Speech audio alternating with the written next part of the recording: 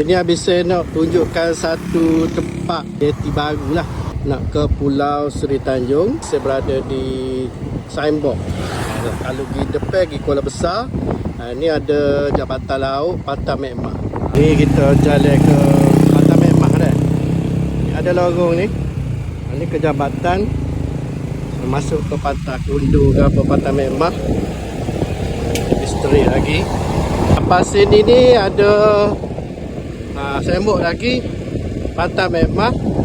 Sana tu dia ada jabatan. Jabatan Pantai Mekmah. So kita belok ke sebelah kanan sebelum naik jabatan. Sebelum naik jabatan ni. Inilah jeti baru Pulau Seri Tanjung Floating Market. Masih baru lagi, baru buka.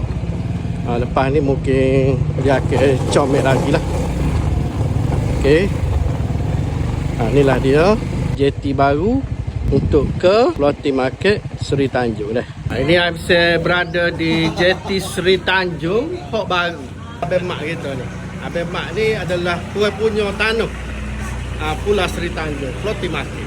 Kadar tambah boat macam biasa lagi. Tak berubah dah. Kita sedang menuju ke Pasar Terapung Seri Tanjung bersama dengan guide-guide Kelantan dan juga kru RTM Kelantan.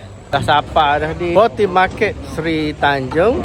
Gabriel, tarikan terbaru, berwajah baru selepas ditutup. Banyak bulan juga rasanya. Kita tengok gapo tarikan terbaru dah. Ni tempat tiket terbaru.